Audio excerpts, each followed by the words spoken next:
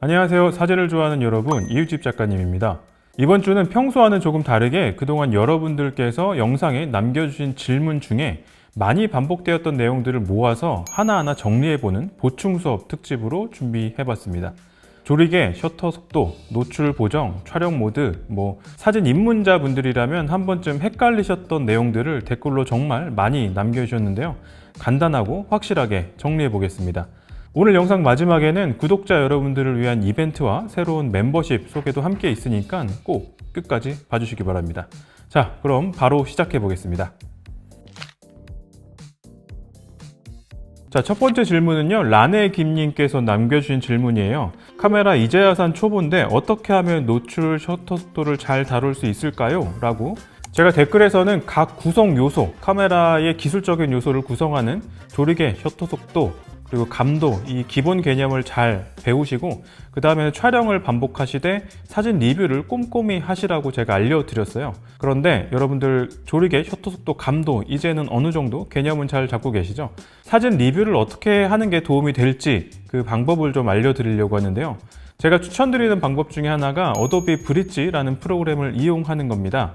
어도비닷컴에 접속하시고요. 검색창에 브릿지를 검색해 주십시오. 포토샵이나 프리미어 같은 유료 프로그램을 구독하지 않으시더라도요, 브릿지라는 프로그램은 다운로드가 가능합니다. 무료 프로그램이에요. 자, 브릿지 프로그램을 실행하시면요, 왼편의 폴더 항목에는 이렇게 여러분들의 컴퓨터에 사진이 저장된 폴더로 접근하실 수가 있고요. 그리고 오른쪽에는 프리뷰 화면이 이렇게 나눠져 있습니다. 저는 지금 오늘 강의에서 사용할 사진들을 띄워놓고 있는데요. 왼편에 보시면요, 필터 항목이 있습니다. 그리고 여기 레이블 나눠져 있죠. 어떻게 하는 거냐면요, 사진을 보시면서요, 마음에 드시는 사진이 있을 때 윈도우 같은 경우는 컨트롤 누르시고 숫자 1, 2, 3, 4, 5, 맥 컴퓨터를 이용하시는 분들은 커맨드를 누르고 1, 2, 3, 4, 5를 누르시면요, 지금처럼 사진에 별표를 하실 수가 있습니다. 그래서 컨트롤 1을 누르시면 별 하나, 컨트롤 2를 누르시면 별 2개, 컨트롤 3을 누르시면 별 3개. 이런 식으로 사진을 보시면서요, 여러분들이 촬영한 사진 중에 마음에 드는 사진과 그렇지 않은 사진을 분류할 수 있는 겁니다. 컨트롤 6, 7, 8, 9를 누르시면요, 지금 제 화면에는 제가 이미 레이블을 붙여놔서 색깔 구분이 되어 있는데요. 컨트롤 6을 누르시면은 이렇게 빨간색으로 표시가 되고요. 컨트롤 7을 누르시면은 노란색, 컨트롤 8을 누르시면 초록색, 컨트롤 9를 누르시면은 파란색으로 레이블 표시를 할 수 있습니다. 그러니까 사진을 분류하는 방법 중에 하나예요. 이렇게 사진을 분류해 놓고요, 왼편에 필터 항목으로 가보시면요, 레이블에 따라서 이렇게 사진을 모아보기도 가능하고요, 레이팅으로 우리가 별표를 했던 사진들만 따로 모아서도 볼 수 있습니다. 출사를 한번 나가시면 사진을 100장, 200장은 금방 찍잖아요. 그런데 그 사진들 그냥 하나하나 순서대로 보기만 해서는 어떤 사진이 더 나은지 비교해서 보기가 조금 힘들거든요.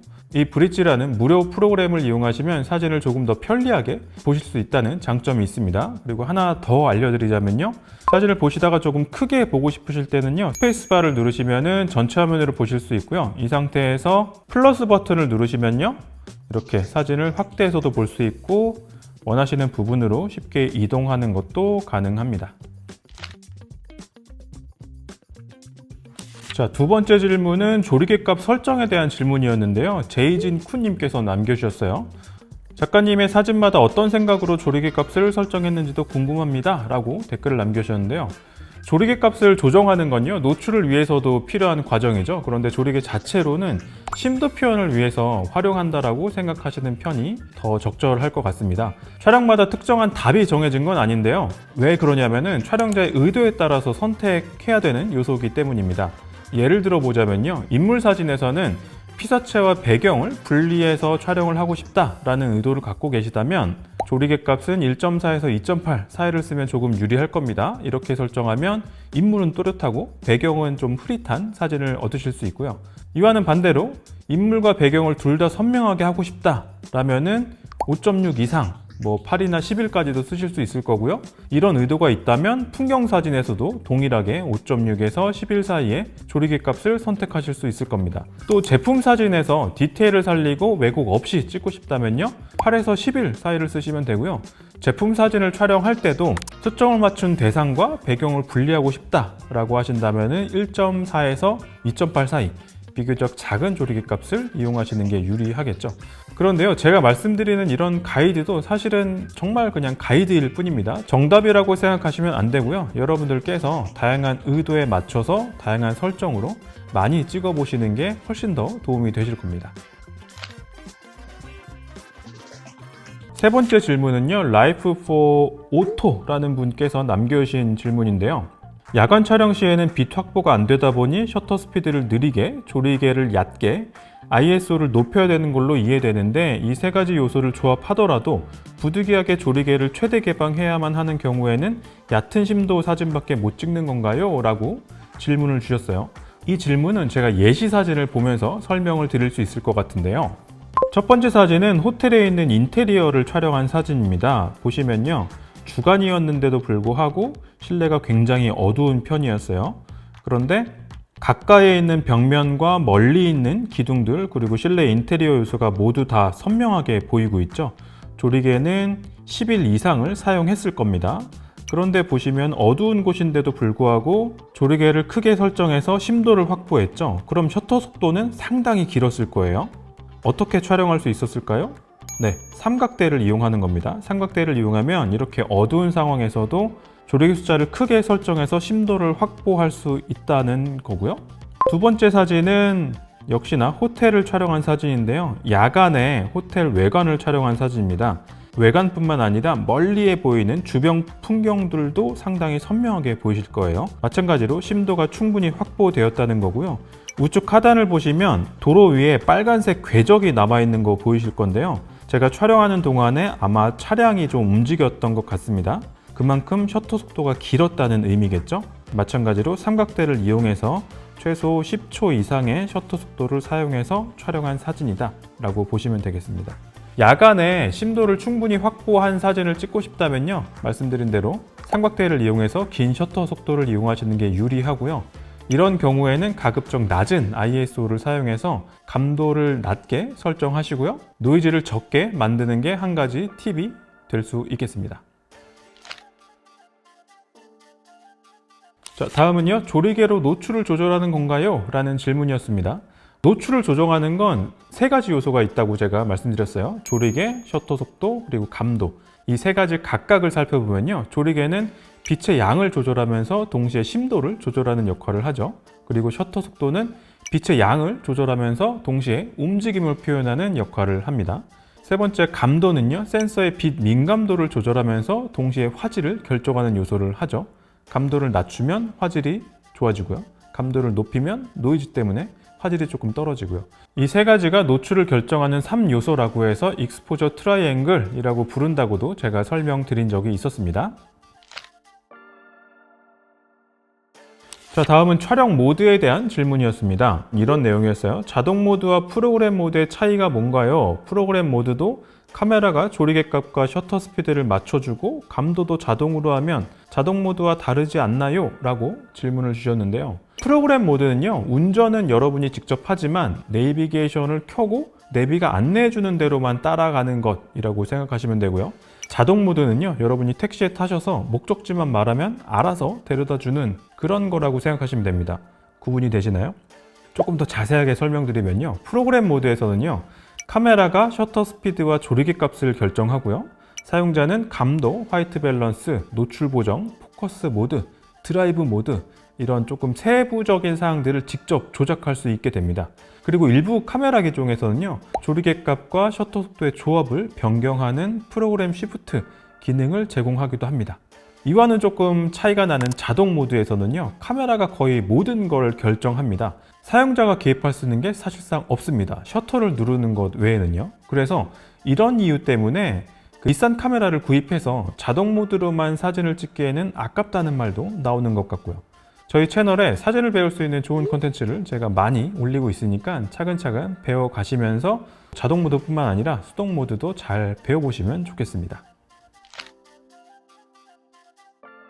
다음은 이용성님께서 남겨주신 질문인데요. 노출 조정을 하려면 A 모드에서만 되고 M 모드에서는 안 되는데 노출 보정을 하면서 촬영하려면 A 모드로만 찍어야 하나요? 라는 질문이었습니다. 노출 보정은요, A 모드, S 모드, P 모드에서 사용 가능합니다. 한 단계 더 들어가 보면요, A 모드에서는 노출 보정을 하면 셔터 속도가 바뀌는 방식이고요, S 모드에서는 노출 보정을 하면 조리개가 바뀌는 방식입니다. 그리고 P 모드에서 노출 보정을 하면요, 조리개와 셔터 속도의 조합이 달라지는 식이고요. 그래서 어떤 촬영 모드를 사용하는지에 따라서 조리개 셔터 속도, 감도의 변화를 읽으면서 대응을 해야 된다고 제가 설명드린 적이 있어요. 반면에 M 모드에서는요, 노출 보정이 작동하지 않습니다. 왜 그러냐면요, 여러분들이 셔터 속도, 조리개, 감도를 모두 직접 결정하기 때문입니다. 대신에 카메라는요, 노출 인디케이터를 통해서 카메라가 생각하는 적정 노출과 여러분이 설정한 그 셔터 속도와 조리개, 감도의 조합이 얼마나 차이가 나는지를 보여줍니다. 이걸 기초로 M 모드에선 노출 값을 결정하시면 되는 거예요. 다음은 반셔터에서 카메라의 위치를 바꾸면 측광값이 바뀌나요? 라는 질문이었어요. 여러분, 반셔터가 어떤 건지 기억하시나요? 반셔터는 셔터를 반만 눌렀을 때 삐빅하면서 초점의 위치를 고정해주고 동시에 사진의 노출도 결정되는 그 기능을 말하죠. 이 질문에 대한 답을 이해하기 위해서는요, AEL이라는 그 기능을 여러분들 이해하고 계셔야 되는데요. AEL은 Auto Exposure Lock이라는 기능입니다. 이 AEL 기능을 어떻게 활용하는지에 따라서 노출값을 고정할 수도 있고요, 실제 촬영 장면에 맞는 노출로 변경하게 할 수도 있는 겁니다. 다음은 31회님께서 남겨주신 화이트 밸런스와 관련된 질문이었는데요. 화이트 밸런스 설정을 했는데 노란색이 좀 낍니다. 어떻게 해야 하나요? 라는 질문이었어요. 오토 화이트 밸런스 상태에서는요, 같은 장소에서 같은 대상을 촬영하더라도 카메라 기종마다 그리고 또 렌즈마다 화이트 밸런스가 다르게 촬영될 수 있습니다. 받아들이셔야 돼요. 이건 뭐 어쩔 수가 없습니다. 그래서 카메라 기종 중에 일부 기종에서는요, 오토 화이트 밸런스 상태에서도 미세 조정으로 교정이 가능하니까 여러분들이 적극 활용해 보시면 되는 거고요. 혹시 화이트 밸런스가 맞다고 생각해서 촬영을 했는데 막상 찍고 보니까 이게 좀 색깔이 내가 생각한 것과 다르다라고 생각하신다면 편집 과정에서 미세하게 화이트 밸런스를 조절하는 것도 가능하니까 리터칭에 대해서도 조금씩 배워보시면 도움이 되실 겁니다. 자, 다음은 렌즈에 대한 질문입니다. 소니 렌즈를 사용하고 계신 분인데 옵티컬이라는 기능이 있대요, 렌즈에. 이걸 언제 켜고 언제 꺼야 하는지를 질문해 주셨는데요. 옵티컬이라는 기능은요, 렌즈의 손떨림 보정 기능이라고 생각하시면 됩니다. 평소에는 계속 켜놓고 사용하시면 되고요, 여러분들이 삼각대를 사용하실 때 한해서만 끄고 사용하시면 되겠습니다. 소니 렌즈뿐만 아니라 다른 브랜드의 렌즈 중에서도 렌즈에 이 손떨림 보정 기능이 포함된 것들이 있거든요. 그 렌즈를 사용하시는 분들도 마찬가지입니다. 핸드헬드로 촬영하실 때는 이 손떨림 보정 기능을 켜고 사용하시고요, 삼각대를 이용하실 때는 이 손떨림 보정 기능을 끄셔야 하는 겁니다. 다음은 허미네님께서 렌즈를 추천해달라는 댓글을 남겨주셨어요. 사진 공부를 시작하기에 좋은 렌즈가 어떤 건지에 대한 질문이었는데요. 렌즈를 구입하실 때는요, 브랜드와 예산이 중요합니다.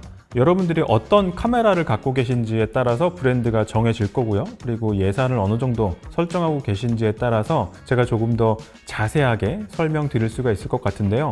지금 이 영상은 많은 분들이 보고 계시니까 대략적으로 먼저 설명을 드려볼게요. 첫 번째는요, 최소 조리개값 2.8을 지원하는 표준 줌 렌즈 한 개를 구입하시는 겁니다. 가격은 조금 비싼 편이에요. 대략 250만 원 전후거든요. 최소 조리개값 2.8을 지원하는 표준 줌 렌즈는 아마추어들 뿐만 아니라 프로들까지도 전천후로 사용하는 렌즈이기 때문에 그렇습니다.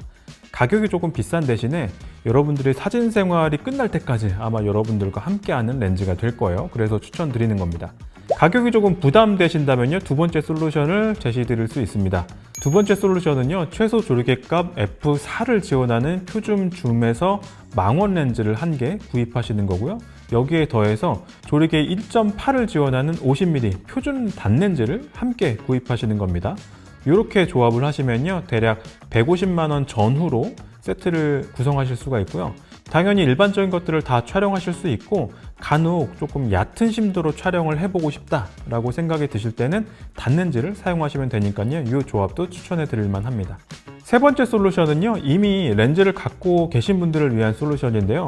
굳이 렌즈를 바꿀 생각 하지 말고 그냥 있는 거 쓰시는 겁니다. 예산이 제로겠죠? 대신에 어느 정도 여유 자금이 있으시다면요, 그 비용으로 출사 한 번 더 가시는 게 훨씬 더 도움이 되실 것 같습니다. 다음 질문은 보라미님께서 남겨주신 질문이에요. 아이레벨에서 살짝 들어서 찍을 때 수직선이 왜곡돼 보이는데 들었을 때 배경이 정면이 아닌 측면에서 찍을 경우에는 수직 수평이 반듯하지 않은데 어떻게 맞춰야 하나요? 라는 질문이었어요.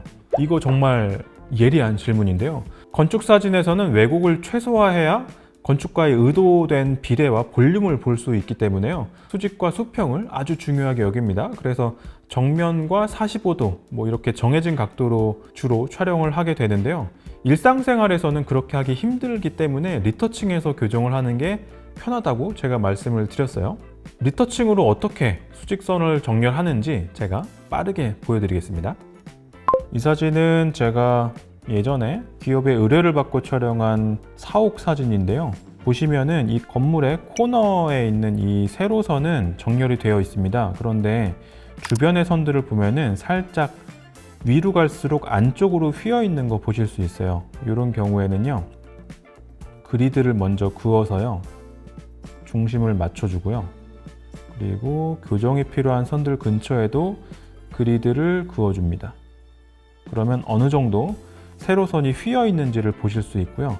멀리 있는 건물에도 그리드를 하나 그어줄게요. 그리고 이 상태에서 윈도우 같은 경우는 컨트롤 A, 맥 같은 경우는 커맨드 A를 누르시면요, 사진 전체가 선택되고요. 이 상태에서 윈도우를 사용하시는 분들은 컨트롤 T, 맥을 사용하시는 분들은 커맨드 T를 누르시면요, 이렇게 사진의 모서리를 선택하실 수 있고요. 이 상태에서 컨트롤이나 커맨드를 누르시고 이 끝자락을 옮기시면요, 이렇게 사진을 변형할 수 있습니다.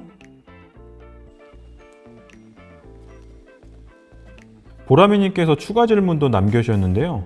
촬영 대상 중에 수직이 보일 때는 가까이 보이는 기둥이나 벽처럼 수직으로 보이는 피사체를 기준으로 수직선을 정렬하고 그 반대의 경우에는 수평선을 기준으로 맞추면 되는지를 물어보셨는데요. 맞습니다. 여러분이 촬영할 때 눈앞에 보이는 그 주된 대상이 수평인지 수직인지에 따라서 사진을 가로로 찍을지 세로로 찍을지를 결정하시면 되고요. 후반 작업에서 사진을 수정하실 때도 이 두 가지 요소를 기준으로 정렬을 하시면 비교적 수월해지는데요. 이 부분도 제가 사진을 보면서 설명을 한 번 더 드려볼게요. 자, 지금 보고 계신 사진들은요, 제가 수직선을 기준으로 정렬을 했던 사진들입니다. 보시면 어떤가요? 피사체 중심에, 혹은 중심은 아니더라도 살짝 비껴난 위치에 명확한 수직선이 보이죠. 상대적으로 수평선이 보이는 사진도 있고 대각선이 보이는 사진도 있는데, 아무튼 이 사진들의 중심이 되는 요소는 수직선이라는 게 한눈에 띄실 겁니다. 반면에 이 사진들은 어떤가요? 수평선이 중심으로 보이지 않으신가요? 여러 개의 수평으로 누워있는 선들이 눈에 잘 띄실 겁니다. 그래서 사진도 대부분 가로로 혹은 가로로 조금 더 긴 파노라마 형태로 촬영이 되었고요. 후반 작업에서도 수평선을 중심으로 사진을 정렬했습니다. 물론 수직이나 수평선만으로 정렬이 되는 건 아닙니다. 지금 보시는 이 사진들은 수평 요소와 수직 요소가 적절히 섞여 있는 사진들인데요. 그래서 어느 한쪽에 비중을 두기보다는 이 공간의 한 가운데서 수직선과 수평선이 적절히 어우러지게 촬영을 했습니다. 다음은 보아즈 2013님이 남겨주신 질문입니다. 작가님, 인포커스라는 용어의 일상적 사용과 사진기술 용어 사이에 차이가 있나요? 보통 인포커스라고 하면 앞은 흐릿하고 뒤에 있는 피사체가 선명한 사진을 말하는 거라고 알고 있는데요. 제가 잘못 알고 있는 걸까요? 라고 질문을 남겨주셨습니다. 일상에서는요, 인포커스라고 하면 이야기의 중심이나 관심이 대상, 그런 것들에 주의를 기울인다 라는 의미가 되죠. 그런데 사진에서는요, 선명하게 보이는 상태 그 자체를 나타내는 말입니다. 배경의 흐림까지 이야기한다기보다는 특정한 대상에 초점이 맞아 있으면 인포커스라고 할 수 있는 거예요. 그런데 여기서 한 단계 더 깊게 들어가 보면요, 기술적인 관점에서 보면은 특정 대상이 또렷하게 찍혔으면 인포커스라고 할 수 있을 겁니다. 그런데 예술적인 관점에서는요, 단순히 그 선명함 이상의 의미로 봐야 할 것 같아요. 창작자의 의도와 선명하게 표현된 대상이 일치하면 인포커스, 다시 말해서 의도된 초점이어야 인포커스라고 표현할 수 있다는 의미가 될 겁니다. 흔히 많은 분들이 아웃포커스라는 말도 많이 사용하시는데요, 이거는 국내에서만, 우리나라에서만 통용되는 말이고요. 샬로우 데프 필드 혹은 백그라운드 블러라고 표현하시는 게 적절한 용어라고 합니다. 다음은 장비와 관련된 질문입니다. 제가 모노포드를 사용해 보시라고 추천드린 영상이 있었는데, 그 영상에서 모노포드를 좀 추천해 달라는 글이 있었어요. 제가 쓰고 있는 모노포드를 먼저 보여드릴게요. 제가 사용하고 있는 모노포드는 이 모델입니다. 지쪼라는 브랜드고요. 모델명은 GM3340L이라는 모델이에요. 모노포드 다리가 한 개인 거고요. 이 모노포드에 카메라를 부착하기 위해서 볼 헤드를 달아놨습니다. 굳이 볼헤드를 사용하지 않고 이 모노포드에 직접 렌즈 풋이나 카메라를 부착해서 사용하시는 분들도 계시긴 해요. 볼헤드를 사용하면 조금 더 편하게 사용하실 수 있어서 저는 이렇게 쓰고 있습니다. 이렇게 돌려서 뽑으면 아주 편리하게 사용할 수 있습니다. 이 지쪼라는 브랜드는 가격이 조금 비싼 편입니다. 그래서 제가 그냥 막 추천하기엔 조금 어렵고요. 10만 원대에서 구매 가능한 모노포드를 찾아서 이 밑에 쿠팡 링크로 달아드릴 테니까 모노포드가 필요하신 분들은 한번 들어가서 보셔도 될 것 같습니다. 다음 질문은 필터에 대한 질문이에요. 작가님, 질문이 있습니다. 혹시 필터는 필수인가요? 그게 아니라면 그냥 찍으면서 다녀도 상관없는지요? 라고 질문을 남겨주셨는데요. 일반적으로 가장 많이 사용되는 필터는 UV 필터입니다. 과거 필름 사진 시절에는 필름에 영향을 주는 자외선을 차단할 필요가 있어서 UV 필터를 필수로 사용했죠. 그런데 디지털 카메라를 사용하면서부터는 이 UV 필터가 실질적인 효과는 없습니다. 그럼에도 불구하고 UV 필터를 많은 분들이 사용하는 이유는 있는데요. 렌즈 표면에 오염을 방지하고 또 렌즈를 보호하는 역할을 하기 때문이죠. 그래서 최근에 출시하는 UV 필터들은요, 이 발수나 방호 기능, 이렇게 렌즈를 보호하는 그 기능에 초점을 맞추고 있습니다. 한 가지 꼭 기억하실 점은요, 필터를 사용하실 거라면 너무 저렴한 가격대의 필터는 사진의 화질을 저하하는 원인이 되기 때문에 피하시는 걸 저는 추천을 드리고요. 제가 추천하는 브랜드는 슈나이더와 니콘 아크레스트 시리즈가 있습니다. 이 두 개의 브랜드는 조금 가격이 비싼 편이에요. 이 두 개 브랜드보다 조금 가격이 낮은 데에서 찾아보자면요, 켄코나 호야, 이 두 개 브랜드도 추천드릴 수 있습니다. 개인적으로 저는요, 비를 맞거나 흙먼지가 날리는 상황에서만 제한적으로 필터를 사용하고 있고요. 그 외의 상황에서는 필터를 일절 사용하지 않고 있습니다. 대신에 렌즈 와이프, 제가 자주 추천드리죠. 그 렌즈 와이프를 더 자주 사용하고 있습니다. 그동안 테스트로 운영해오던 소울케이브 채널의 멤버십을 개편합니다. 일단 2025년 올해 연말까지는요, 2개 등급으로 운영을 해볼 건데요. 첫 번째 등급은요, 커피 한 잔 응원하는 등급입니다. 멤버십 전용 콘텐츠를 시청하실 수가 있습니다. 저희가 10분 안에 배우는 주제별 강의 콘텐츠를 총 11편 올려놨습니다. 회원 전용으로 되어 있으니까요, 궁금하신 분들은 커피 한 잔 응원해 주시고 영상 즐기시면 되고요. 두 번째 멤버십은 소울케이브 로우 회원입니다. 이전에 설명드린 멤버십 전용 콘텐츠에 더해서요, 로우 회원들만 볼 수 있는 전용 영상이 추가될 예정입니다. 그리고 네이버 카페에서요, 로우 회원 등급으로 등록도 해드릴 거예요. 가장 중요한 건 사실 이 기능 같은데요. 로우 회원 여러분들만 접근할 수 있는 사진 갤러리 게시판을 열어드릴 거예요. 이 게시판에 여러분들이 사진을 올려주시면요, 제가 1대1로 친절한 사진 피드백까지 드릴 겁니다. 소울케이브 채널에서 사진 강의 콘텐츠를 만들면서 시청자 여러분들께 조금 더 친밀하게 다가가려고 저희가 많은 노력을 하고 있습니다. 채널의 멤버십을 시작한 것, 그리고 이렇게 변화를 준 것도 그 노력 중에 하나로 봐주시고요. 많은 참여와 응원 부탁드립니다. 자, 마지막 순서입니다. 시청자 이벤트 시간인데요. 그동안 소울케이브 채널에서 여러분들이 보셨던 사진 강의 콘텐츠 중에 가장 많이 도움이 됐던 영상과 그 이유를 지금 이 영상에 댓글로 남겨주시는 분들 중에 25분을 저희가 뽑아볼 겁니다. 이 25분께는요, 제가 자주 사용하고 있는 자이스 렌즈 와이프 클리너 50개들이 팩을 선물로 보내드릴 건데요. 협찬받은 거 아니고요. 다 제가 구입해서 보내드리는 겁니다. 25명이나 뽑는 거니까 당첨 확률도 아주 높겠죠. 이번 기회에 저희가 올려드렸던 사진 강의 영상 다시 한번 살펴보시면서 공부도 많이 하시고요. 이벤트에도 참여하시면 좋겠습니다. 주변에 많이 홍보 부탁드립니다. 오늘부터 2주간 댓글을 남겨주시면요, 자동 응모되는 방식이고요. 응모 결과는 2주 후에 커뮤니티 탭을 통해서 공지해드리겠습니다. 여러분, 그동안 여러분들이 저희 채널에 남겨주신 댓글에 제가 답을 할 때는 늘 즐거운 사진 생활을 응원합니다 라고 끝인사를 적어놨는데요. 저는 어렸을 때부터 사진을 하면서 좋은 분들을 정말 많이 만났습니다. 그리고 그 과정에서 성장할 수 있었다고 믿기 때문이었습니다. 뷰파인더를 통해서 세상을 배웠다라고 말하면 사실 조금 낯간지럽긴 합니다. 그런데 저는 실제로 성인이 되기 이전부터 사진을 찍기 시작했고, 직업으로서 사진을 선택한 이후에도 늘 사진과 함께 해왔습니다. 사진이 꼭 대단한 철학을 요구하는 건 아니지만 사진가로서의 삶을 살다 보니까 나름대로 삶의 철학을 갖게 됐는데요. 그건 지금 내가 가장 즐겁게 할 수 있는 일에 전력을 다한다는 겁니다. 이런 생각의 연장선에서 저는 저희 채널과 함께 사진을 공부하는 여러분들이 저희만큼 즐거운 하루를 보냈으면 좋겠고요. 그 과정에서 사진이 좋은 매개체가 될 거라고 믿고 있습니다. 그런 의미에서 이번 한 주도 즐거운 사진 생활 하시길 바랍니다. 궁금한 점이 있으시면 댓글로 언제든 소통해 주시고요. 좋아요와 구독은 더 나은 콘텐츠를 만드는 큰 힘이 됩니다. 저희는 다음 영상에서 또 다른 사진 이야기로 찾아뵙겠습니다. 고맙습니다.